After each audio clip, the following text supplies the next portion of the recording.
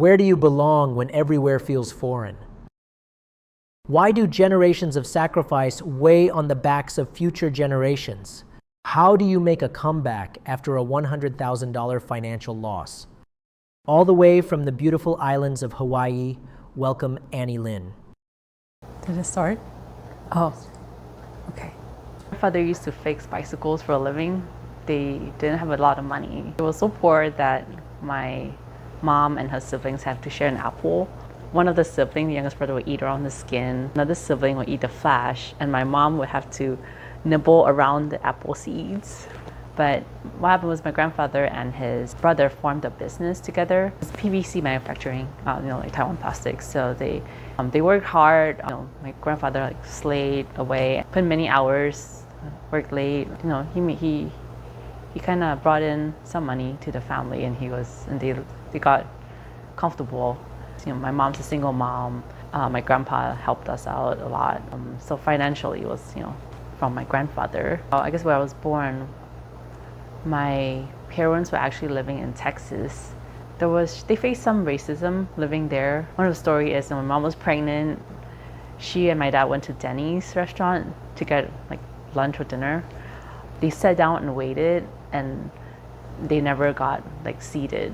People kept coming in, and they walk in and they would serve everyone else, and my parents were just waiting there. So my aunt went to school and college in Hawaii, and there's a well-known Taiwanese doctor in Hawaii. So just out of comfort and just familiarity, and my mom flew out to Hawaii to give birth to me. I was born in Honolulu and then was raised in Singapore. I was raised by a single mom. When I was in kindergarten, my dad kind of left. I remember one day he borrowed me from my kindergarten without my mom knowing. So he took me out of school and played with me for a day, and then he sent me back to school. I remember him walking up the set of steps, and I never saw him again. I just remember I always wanted a dad in my life. So it was hard. It was hard for all of us. And it was my mom raising us by herself. She was frazzled, stressed, and trying to get through. I remember being in second grade. She gave me a letter from the attorney, and she had me translate it, and I couldn't translate. I didn't understand. It was in legalese, in legal terms, and she said to me, I sent you to school to learn English, and you can't even do this. You're so useless. And I don't know if I ever really recovered from that, but we kind of we grew up, and then I guess my mom tried, and she was in different relationships. I remember being in third grade or fourth grade. Oh, actually, it might have been also second grade. One night in the middle of the night, I got woken up by my mom calling my name. I went downstairs, and my mom was, on the floor crying. Her boyfriend at the time was asking me if I saw her with another man. He was taking big swing kicks at my mom. I remember being so scared. Next thing I knew, my mom was hospitalized. There were many nights where they got into fights, and her boyfriend was kicking the door open. My sister and I would be so scared. We would hide under the bathroom sink and hold each other and cry. And we were so afraid that our mom was going to die. We were worried for her life. And later in middle school, she had a different boyfriend that kind of did the same thing to her. I remember this guy, he kind of, took my mom down. Her hip hit the table. It fractured, and his knee was kneeling on her stomach. He had the telephone cord around her neck, trying to strangle her. And this time when it happened, I took big swings at him. I started whacking him. I sent him to the hospital. Yeah, I'm not sure if I'm proud of that, but at least I can say I tried to rescue my mom. When we got to when we graduated high school, I kind of wanted to leave. I guess I didn't really have. There was good my mom tried to give me a good childhood, but then she also there was a lot of childhood trauma, and I wanted like a new start. And, everybody wants to come to college in America. We moved. My grandfather had actually bought a house for my mom in California next to her sister's house, like my aunt. So we thought we had a support system. When we moved there, my mom's sister wasn't too pleased with us moving there. She had to, I guess she was living in both houses and she had to move out of one house. And she kept asking me, why do you want to move here? Why do you want to move here? Next thing I knew, she and my mom had a falling out. My mom tried to like jump out of the car when she was driving us, when my aunt was driving us, and so I decided, let's not stay here. Let's go to Hawaii. I had taken a summer class in Hawaii before we went to California. We moved into my grandparents' house in Hawaii, and the first year was rough. My mom was feeling like kind of betrayed by her sister, and she didn't say anything. I guess my sister and I, we were like kind of depressed too. My mom was depressed too, but nobody said anything to each other. We were just quiet about it. My sister would lock us out in the bathroom, like during like school recess. And I guess I just kind of numb myself. I'm like the older sister, so I had to grow up really quickly and try to be mom and dad. Yeah, so like usually when parents sign the kids up for driver's ed, I had to like sign myself up for the driver's ed. I had to like figure out insurance for the family and buy myself insurance. I had to be just like everything for everyone, not knowing how to do it and like piece things together. Sorry.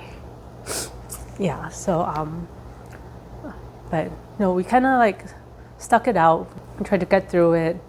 My mom kind of just like continued to be mom. She continued like to cook and clean and be there for us. Like she showed up for us, and she gave up a lot to move to the US too. It was like a fresh start. We didn't really have anyone else at that time. The first year was just went by kind of slowly but quickly at the same time.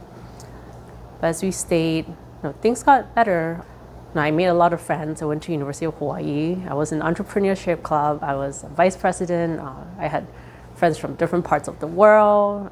And then my sister, she kind of did really well in school too. She was valedictorian. She was MVP in judo, brown belt. She was key club president. Things got better. When I got in my 20s, I decided that I wanted to do more. At the same time, my grandpa passed away, so my mom moved back to Taiwan to take care of my grandma.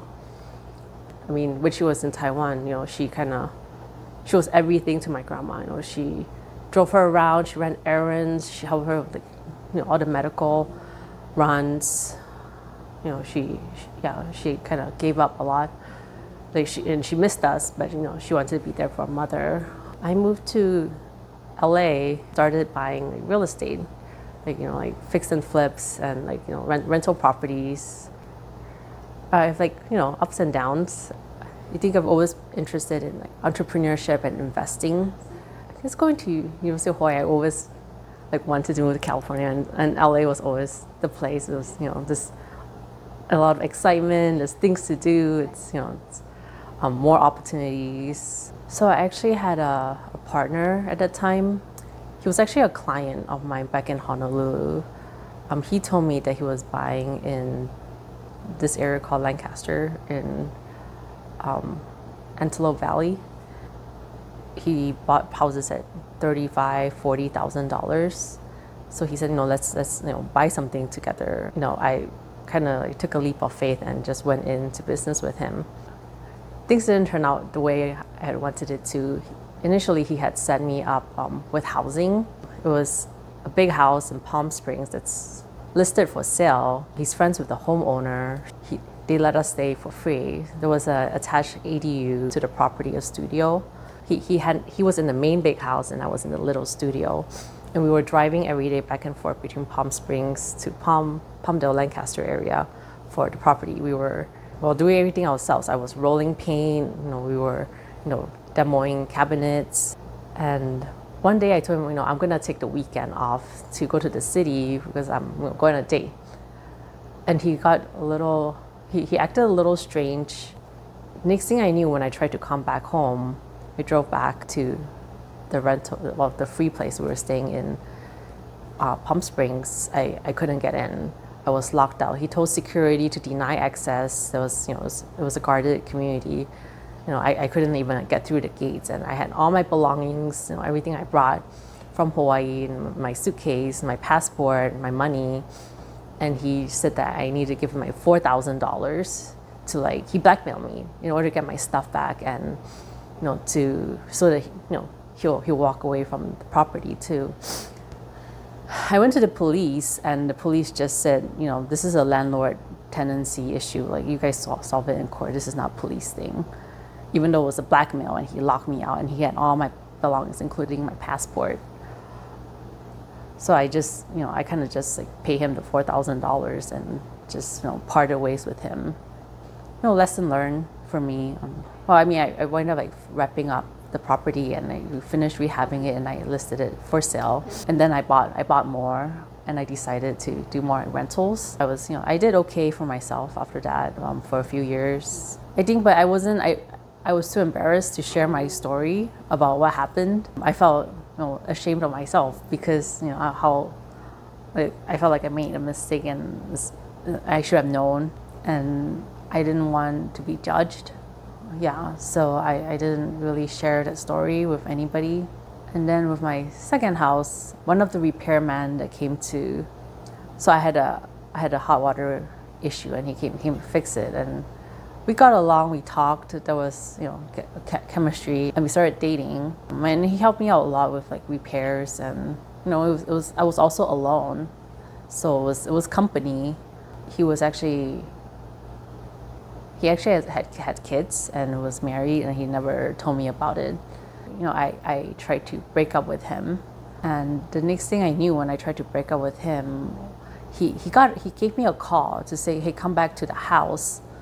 Somebody, he was hysterical. He's like, somebody broke in and everything. So I went over there, looked at my house, and there was a metal bar that went through the microwave. There was concrete in my sink. There was concrete in my toilet. Somebody had poured cement, in all the plumbing fixture. And he's actually a plumber. And I thought it was really strange. I didn't do anything to anybody. Why would somebody come in and vandalize my house? And I just finished fixing it up to put it up for rent or for sale. I looked into the washer and dryer, and I saw a pair of gloves in there. And he kind of gave me a hug and said, sorry, let me help you. And he wanted he wanted to get back together so that he could help me repair. And I thought it was really suspicious. There was no sign of break-in, and he had keys to the house. Without jumping to conclusion, but it was very obviously it was him. So there was the things I went through by myself while I was starting my real estate journey. So I kind of I made money, but I've lost money, and I learned a lot. Yeah, I actually I moved to a different apartment. I didn't tell him where I was. I kind of just didn't respond to him anymore, and that's how I had to break up with him. I have a sense of purpose in terms of the goal I want to get to. Is the value system. I really want to take care of my mother, and I feel like everything I do is to get there and be able to take care of her. Just like how she's been taking care of my grandmother. My grandmother actually passed a few months ago. My mom was there for her for about, I want to say almost 20 years. She had a hip injury from, previous trauma, but she had to have with all the hard work she was doing and making Costco runs and carrying heavy things and helping my grandma and carrying heavy glass water bottles. She had to have a hip replacement, and she was there with my grandma till the day she passed. Of course she made visits to me and my sister when we gave birth to see her grandchildren, but she never really took breaks or vacations other than to see us.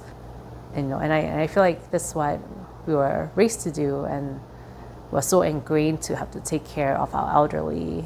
We don't just put them in senior homes. And with inflation, the cost of living, and the reality, I want to be able to take care of her financially too. So that's why I do what I do. I learned some syndication. I went to intern for an investment company, in different routes of real estate. I also got into brokerage, mostly to learn. And then I met my husband when I was going back and forth between Hawaii and California, so I moved to New Jersey. I went into two things simultaneously. As I mentioned, I was in brokerage, so a multifamily brokerage, a firm in West Hollywood. It was a startup, and I felt like I went there intentionally to find deals for myself, to buy something. So it taught me ins and outs of being in multifamily brokerage. Simultaneously, I was also, with what I am learning, multifamily brokerage, finding deals. I was trying to apply it to the syndicator that I was working for to help him find deals. Rochester was actually back from when I was living in Hawaii. I wasn't even living in LA at the time. So I had another partner that was buying in Rochester. He already had a portfolio at the time. He came upon this other larger, well, not large, but I think 16-unit apartment building, and he needed a partner. So he offered a partnership position to me. So we went in together. Flew out, we looked at the property, we met the manager. I feel like I'm just talking about how much money I lost and everything that went wrong.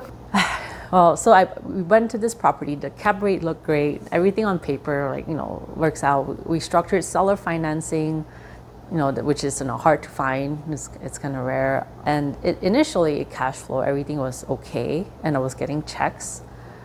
But next thing we know, it was just negative. We always had to put money in, month after month. Just when you put money in, we're no checks this month. So finally, we flew out to see it, and we saw that the manager wasn't managing the property properly. For a hole in the wall, which could be an easy fix, he was charging $600-$700. And at the time, I had gotten pretty handy already because I already was fixing my own house. So I'm just this is spackle, and you just kind of patch it, and you prime and paint, and the material is less than $50. Why is he charging us $600-$700 for a small hole? I was I sat down and I grilled him, why is this why? And they actually called me the dragon lady at the time. I don't know, maybe because I'm Asian. I sold that property, we got out, and I've moved on to other properties. I didn't make money on it. I had to cut my losses. It was close to $100,000. Yeah. You want to do business in states that are more business friendly and more landlord friendly. Well, when we bought, the numbers look great on paper. We're looking for a high cap rate. It was 8% to 12% cap rate, which is, especially now, unheard of. At the time, there was Kodak coming in, and we bought a building across the street from Kodak. And there were, job announcements, going to be X amount of jobs in the buildings right across the street. We could get Kodak employees, but the iPhone came in and nobody's using Kodak. I think Lancaster was purely based on information provided to me by my previous client that he did well. It was actually decent cash flow. There was the real estate market crash at that time. So houses that were once $150,000 or even $200,000 came down to $50,000. So I bought it at a low where it couldn't go any lower, and as the market recovered, the prices started going up. So I had appreciation. So one of the houses that I had bought for $60,000 sold for $250,000. So I had wins too. So I did 1031 exchanges, moved the money to North Carolina, and North Carolina because I learned my lesson. I continued to educate myself. I went to more seminars, conferences, and learned about emerging markets and diversification in the economy. It had Duke University. There's all the jobs that's coming in. Great healthcare. There's Duke University. People actually come in from other states to to see doctors over there and have procedures.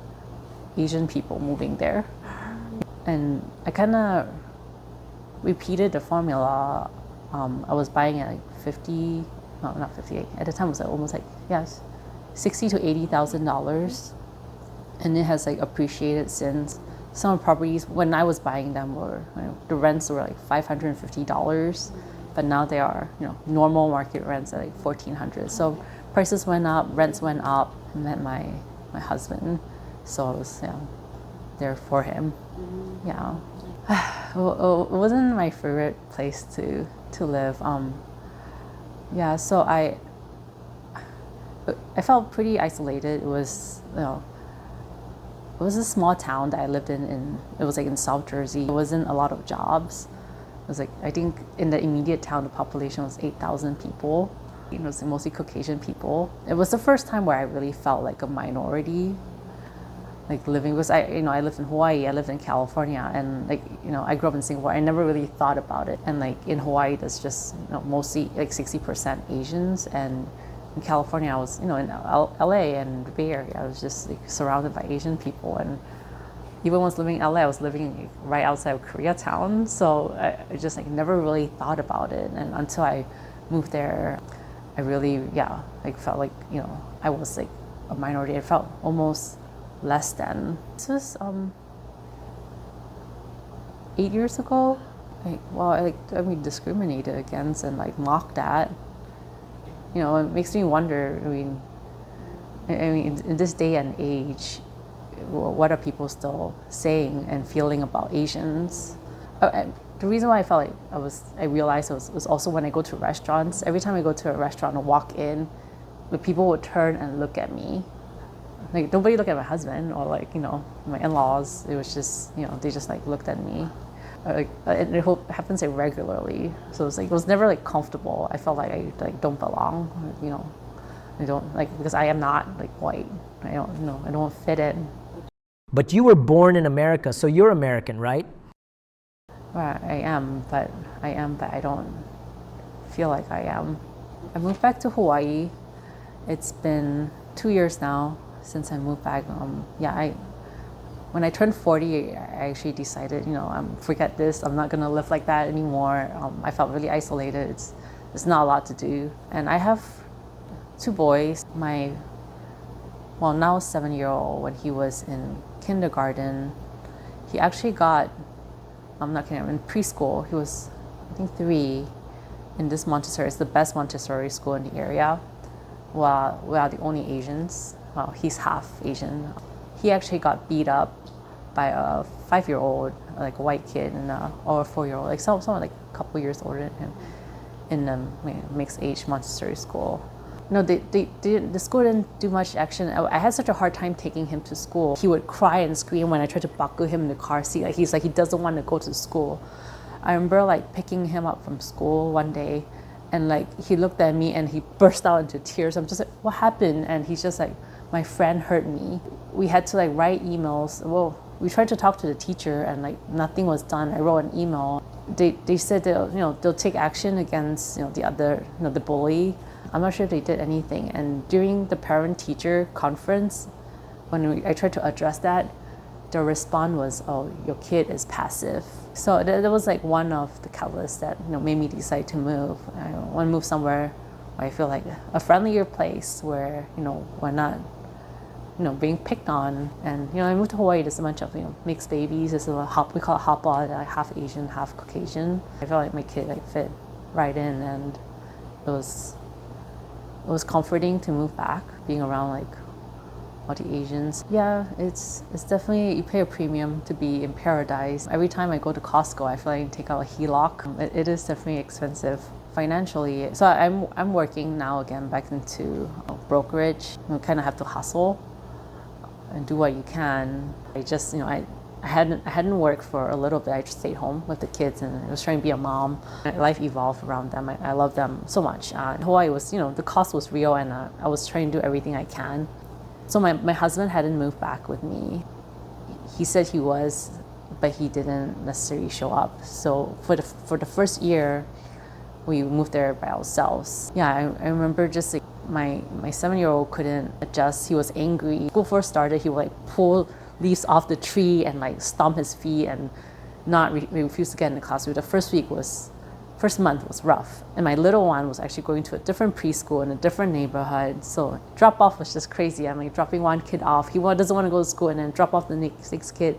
I go into work and try to do what I can. It was brokerage, it's pure commission. So it was, it wasn't easy. When school gets off, I pick up one kid from like one neighborhood, and because I couldn't get my second kid enrolled in another little kid's school, it was in a different neighborhood. So I drive back out into the city before I come back home. So it's just nothing made sense. I was struggling a little bit. I didn't know how to be mom and work, and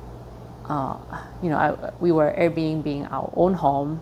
So every other month I would have to move out of my own house, to accept like more money to pay for our mortgage. And then when the guests moved, so we moved back in. I had 2 little children, and I'm like trying to like work, and my work days are short because at 2:30 I need to go pick up. So, first year I made like $4,000 in brokerage. Many nights I lay in bed at night and I ask myself like, why am I doing this? And I question my choices in life. I mean, later on in the second year, my husband finally moved back, and things got a little bit better when he moved back, and there was help with the children. Yeah, there is like in Hawaii there is community. There is a lot of Asians. I feel like we understand each other. I felt like my kid actually plugged right in, in school.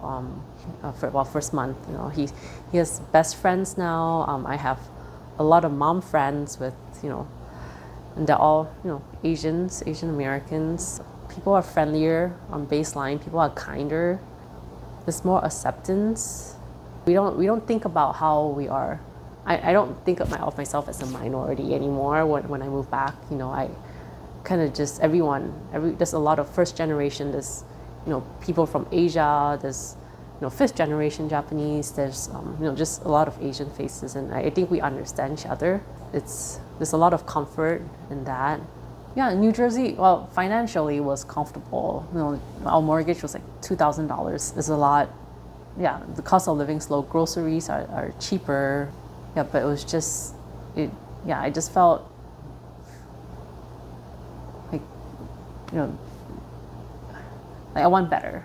I want better for my kids. I want better for myself. Even though, I have to work harder and pay a premium for paradise, I mean, I'll make it happen. I think in my mind, I just thought, you just have to do, what you have to do. You kind of just have to continue to be mom and show up for them. And in my mind at the time, it wasn't like there was no other option. It wasn't like I wasn't given a choice. I guess neither was my mom, but I guess you find inner strength, and like to be who your children need you to be. My value system of like being Asian, and you have to take care of your family. Like, we're very family oriented. We put our kids first. We put our parents first. And you put everybody first. But like, what about ourselves? In between my hustle and I guess sometimes like struggle, and pick them up with a big smile. I continue to try every day. I think at the end of the day, I do what I do out of love. In the Asian culture, it's like filial piety. It's our identity. It's so ingrained in us. Yeah, it means taking care of your family, your elderly, your parents. It means like giving back, financially supporting them. It means figuring things out together. It means getting each other's like back, but especially for your parents. It means like honoring them, and like that's our value system. The value, in a way, it's a burden. Right now I'm trying to figure out how to move my mom to the U.S.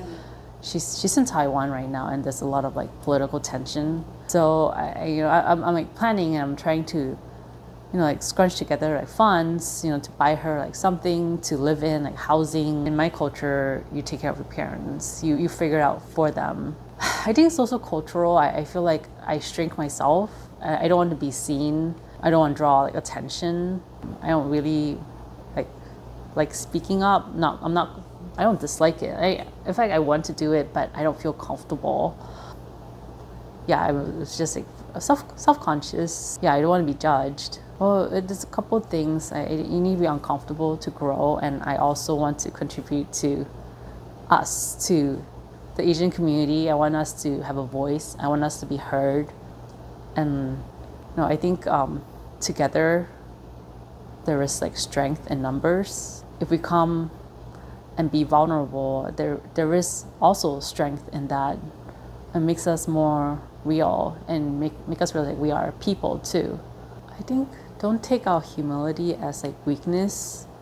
I think we're not just us being humble about our competence.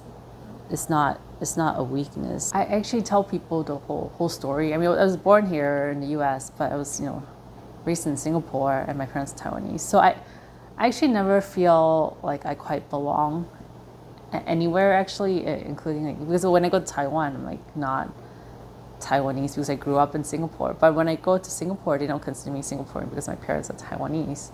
And here, obviously, I'm Asian, and I haven't lived here long enough. So I think Americans probably don't consider me American. Yeah, so I can't quite say I am, just Taiwanese, or I am just, American. I tell people I'm Taiwanese. Who is the most well-known Taiwanese-American woman? Is it Constance Wu? One day, your children may watch this interview. What would you want them to know? Choking up just thinking about it. I think that it wasn't easy. I think it was like generations of not, having it easy. And we do what we do out of love. That's how much we love you. Yeah.